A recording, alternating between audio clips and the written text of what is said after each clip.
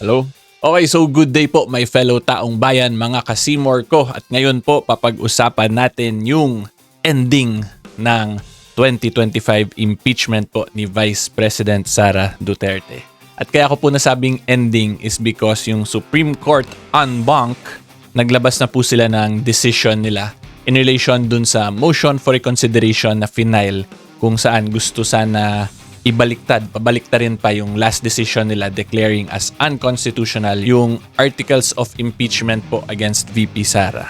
Okay, so i-discuss ko po sa inyo ngayon ano yung mga key highlights na nakita ko dito sa decision na to, and then yung mga possibilities din po come February 6, 2026, and then kung pwede ba i-refile ulit yung same na impeachment complaint, meaning same grounds tungkol sa confidential funds, kung pwede ba yun ulitin despite na na-declare as unconstitutional siya previously. And i-explain ko na lang din po kung ano na yung magiging rules of procedure ngayon. Kasi dati po yung landmark case is the Francisco case. Ngayon po yung landmark na is the Duterte versus HOR case when we talk about impeachment. Okay, so yan po ang magiging discussion natin for today. Okay, so i-discuss ko lang din po kung ano na talaga yung epekto nitong decision dun sa naka-archive pa sa Senate na articles. So like what I stated po in this post of mine, mere scrap of paper na talaga yung nandun pa na tinago or in-archive nila sa Senate. Okay?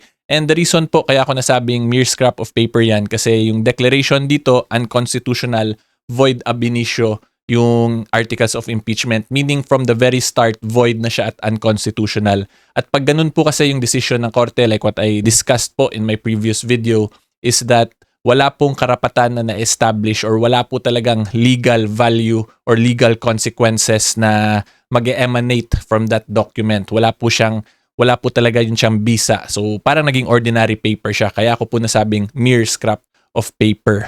Okay? And then yung isa pa pong iti-take note din natin dito is yung mga proceedings po na nangyari sa Senate. Kasi may nakita po tayo, di ba, pag-akyat, may nagkaroon po ng sessions, hearings, debates between our senators, lalo na po nung pinapag-usapan na nila yung forthwith, yung archiving, yung dismissal, yan, so on and so forth. So in the legal point of view po, lahat ng nangyaring yun ay parang hindi talaga yun nangyari. Kasi yun nga po, yung pinagbasihan nila, kaya sila nag-convene is a mere scrap of paper.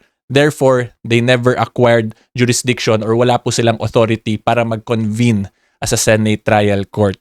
So kung ako po ang tatanungin ninyo, in a sense po, or kung sa Tagalog pa, parang naging movie or teleserye lang yung mga nangyari dun sa Senate in relation to this impeachment complaint. Okay? At kaya ko po nasabing in a sense or parang naging movie or teleserye lang yung proceedings dun kasi I'm assuming naman kayo po naaliw kayo or na-entertain kayo nung ginanap, di ba? Yung mga proceedings na yon. It was something na natuwa po tayo at may natutunan tayo. Pero kaya ko po nasabi na in a sense or parang naging movie lang or teleserye kasi yung Senate naman po, alam naman natin na hindi talaga yun siya for entertainment purposes. It is mainly for public service and for legislative purposes mainly.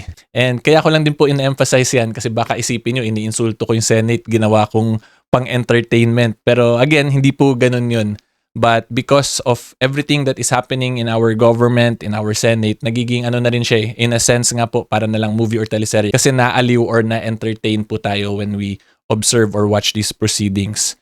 Diba? So I'm sure kayo po, the ordinary members of the taong bayan, tayo po pala, magkakasama tayo kasi pare-parehas naman tayo, ay na-enjoy po natin yung mga Senate proceedings, may it be for entertainment purposes or for educational or legal purposes. Okay? But again, emphasize ko lang po parang lang or in a sense lang siya na naging entertainment. Hindi ko po sinasabing pang-entertainment talaga yung Senate. At emphasize ko lang din po yan kasi alam nyo naman yung panahon natin ngayon, di ba? Medyo basta yun na po yun. Mag-Seymour na lang po kayo or kayo na bahala mag-formulate in your mind. Okay, so anyway po, yan lang yung masasabi ko as to this. Ngayon po, punta naman tayo sa next question natin. Okay, so una po nating titingnan dito na gusto ko pong i-emphasize sa inyo is the fact that this is a unanimous decision po by all the Supreme Court justices who participated in the decision making nito. So when you say unanimous decision po, ibig sabihin yan, lahat ng justices na involved bumoto in favor or same po lahat nung mindset nila, which is to dismiss and end this case already with finality. So dito po sa page 49 out of 50 of this decision, all the justices po na nag-participate concurred dun sa sinulat na decision ni Senior Associate Justice Leonen, kasi siya po yung ponente. So ponente po is basically parang author yan ng decision. Okay? So anyway, going back, ito po, kung makita nyo, lahat yan sila may signatures, and baka magtaka kayo kasi may dalawa po ditong no part and on leave. Pag ganyan po kasi na hindi sila naging involved dun sa case na yon, hindi po kasama yung bilang nila. So hindi po porket 13 out of 15 ay ibig sabihin hindi na yun unanimous, kasi yung basihan po ng unanimous is whether or not bumoto ba lahat ng nag-participate dun sa decision, kung nag-agree ba yung lahat po ng nag-participate. Okay, so yan po. And then yung next po na gusto ko ipakita sa inyo dito is itong pagiging immediately executory din ng resolution na to. And then sinulat din po talaga dito ni Justice Leonen is deemed served on the parties and released upon publication in the Supreme Court website and receipt of the parties of their digital copy. So in-emphasize digital copy kasi baka gawin pang delaying tactics na hindi naman physically na-receive pa, therefore walang notice. Pero dito, kahit na digital copy pa lang via email, kasi ngayon po, e-filing na lang, e-service na lang ngayon. So kung na-receive po yun ng parties involved, immediately executory na agad tong decision na to. And then lastly po, ito yung gusto kong ipakita sa inyo. No further pleadings shall be allowed. So yan po yung formal way para sabihin na shut up basically, or tama na. Yan yung formal way to say it. Okay, so again, bawal na po mag-file. Fully concluded na po talaga yung 2025 impeachment case versus VP Sara. Okay, so ngayon po, yung next interesting question natin is whether or not pwede ba to i-refile ng mga complainants. Kung pwede ba nila gamitin yung kaparehas na grounds po yung tungkol sa confidential funds come February 6, 2026. Okay, at ang sagot po dyan is pwede po yan i-refile nila with the same grounds. Kasi ang naging reason naman po kaya na-declare as unconstitutional yung impeachment, yung 2025 impeachment, is not because of the merits of the case, kundi because of the technical lapses ng House of Representatives kung saan na-violate nga daw po nila yung 1-year bar rule na protection under the Constitution. And as a matter of fact, diniscuss din yan or binanggit din po yan dito ng Supreme Court. Ito pong part, our ruling does not absolve Petitioner Duterte from any charges. Sinabi na nila to actually noong July 25, 2025. So itong part po na to, I'll be honest with all of you. Kung ikaw po ay isang lawyer or involved in the legal profession, kung makita mo yung decision itself, alam mo naman or masasabi mo agad sa sarili mo na hindi dinesisyonan on the merits. Kasi klaro naman po sa decision na yung reason for declaring the case as unconstitutional was because of procedural violations ng House. So anyway, kaya ko po yun binanggit kasi para sa akin, kaya to in-emphasize at sinama talaga ng Supreme Court is para po yan sa inyo, the taong bayan. Doon ninyo makikita na si Justice Leonen, being the ponente of this decision, ay talagang gusto niya maintindihan po ninyo yung dinidiscuss, di ba? Kahit na po technical matters to, legal matters, gusto niya maintindihan ng ordinary member of the taong bayan. And kaya ko po nasabi na most likely yan yung rason kaya nilagay to ni Justice Leonen. Because if you read other decisions si Justice Leonen, other mga articles po niya like dun sa 2023 style book, Supreme Court style book, he really emphasizes na dapat po kaming mga lawyers, we should talk in a manner na maintindihan po talaga ng taong bayan. And that is one of the reasons po kaya I present my videos like this in a very simple manner na madali maintindihan ninyo. Because I take inspiration po from Senior Associate Justice Leonen na yun nga po, dapat maintindihan kami ng ordinaryong tao kung nag-uusap kami or nagdi-discuss tungkol sa mga batas. Hindi po dapat kami lang mga abogado yung nagkakaintindihan.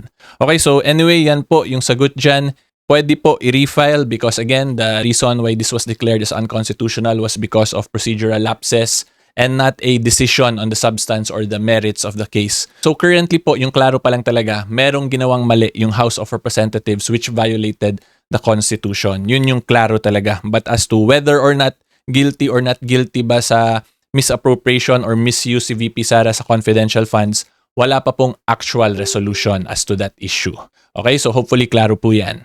So ngayon, ang next interesting question naman po natin is kung ano ba tingin ko, kung whether or not tingin ko ba magfa-file talaga ng bagong impeachment complaint come February 6, 2026. So konting break lang muna tayo guys. Just a reminder po na hopefully you can consider subscribing sa YouTube channel ko if you enjoy my content or my videos. Pag sa YouTube po, 100% free po yung subscription. And hopefully also you can consider liking po itong video na to. So maraming salamat po to everyone and ngayon tuloy po ulit tayo sa video. Okay, so before ko po sagutin, ito pong sasabihin ko will be my personal observation lang based on everything na ginagawa or sinasabi po ng House of Representatives in relation to impeachment and the rules ng impeachment nila. Okay, so hindi ko po kasi masasabi fully kung whether or not magkaka-file kasi at the end of the day, depende po talaga yun sa complainant. But again, I will just be giving my assessment or my personal opinion based on all the current actions po ng House of Representatives. Okay, at yung sagot ko po dyan is sa tingin ko po hindi pa magkakaroon ng filing sa February 6, 2026. At yung rason po kaya ako nasabi yan is not related to this decision naman because klaro naman sa Duterte versus HOR case na come February 6, 2026, pwede na ulit mag-file kasi nag-lapse na yung 1-year bar rule. But anyway po, going back, my reason is because yung mga statements po currently ng una-una ng Justice Committee and some senior members of the House of Representatives, minimension po nila na gagawa sila ng bagong rules on impeachment proceedings, 'di ba? Tapos itutugma daw nila 'yon or susundan nila yung Duterte versus HOR case. So, because of that, since ano na po tayo ngayon, January 29 and then next week na po, next Friday na yung February 6, sa tingin ko hindi naman siguro po nila mare-ready pa yung rules in a span of days, 'di ba? And aside from that, pwede rin po kasi i-argue na kailangan pa yun i-publish. Although, strictly speaking, wala namang publication requirement when it comes to internal rules of the House. But nevertheless, it can be argued na dapat may publication even in a short span kasi right to due process, diba? And diniscuss dito sa Duterte versus HOR, the entire Constitution must be read as a whole in relation to due process provisions. But anyway po, masyado na naman ako nagiging technical. So yung point ko lang, due to the short time from today, January 29, going to February 6, mukhang alanganin kung talagang gagawa pa sila ng bagong rules of procedure. So anyway po, you can verify naman, check the statements of the leaders and senior members of the House kung saan sinasabi nila na gagawa sila ng bagong rules. It is because of that reason po, kaya tingin ko malabo pang magkaroon ng filing sa February 6 kasi baka inaayos pa nila yung rules of procedure ng impeachment. And then yung last ko na lang pong i-discuss is i-compare ko na lang yung old landmark case, the Francisco case versus the Duterte case ngayon. Kasi somewhat related din po to dun sa current impeachment complaints kay PBBM, specifically in relation to dun sa term na initiation of complaints. Okay? So yung main difference lang naman po talaga ng Francisco versus the Duterte case is in the Duterte case, inadapt pa rin po yung term as to what constitutes initiation of impeachment complaints para ma-determine kung kailan po matitrigger or sisipa po yung 1-year bar rule. At yung rule po na yan is upon filing of the complaint and then referral to the Committee on Justice. So currently yung impeachment complaints po ni PBBM, yung dalawang impeachment complaints was already referred to the Committee on Justice. So pag ganun po, deemed initiated ng impeachment complaint, therefore, bawal na po mag-file ng pangatlo or additional impeachment complaint pa against PBBM. So again, as to the initiation of impeachment complaints, same rule pa rin po yung Francisco and the Duterte case. Yung main difference lang po talaga ng dalawang cases na yon is more on related sa right to due process. Kasi sa Duterte case po, mas in-emphasize doon na even via the 1/3 route na members of Congress po yung mag-file ng impeachment complaint, even via that route po, kailangan pa rin magbigay ng chance or opportunity na mag-respond yung respondent. Kasi dati po, pag 1/3 magboto or mag-file ng impeachment complaint, automatic, pwede agad yun iakyat sa Senate yung articles of impeachment. But in this case po, in the Duterte case, hindi na po ganun. Meron po dapat period na mag-respond yung respondent. Kailangan niya muna sagutin bago pwede na po iakyat yung articles of impeachment sa Senate. So yan yung main difference lang. Okay, so yan lang naman po yung pinaka-significant na nakikita ko. Kasi if you go the regular route, yung filing via a private endorsed by a member of Congress, pag ganun, pupunta Committee on Justice. Ganun din naman yung sa Francisco case, merong mga hearings na mangyayari. Yung nagkaiba lang talaga is via the 1/3 route. Okay, so hopefully klaro po yan. If you like more legal videos and current events, subscribe lang po kayo sa channel ko. And until next time, see you all po. Bye-bye!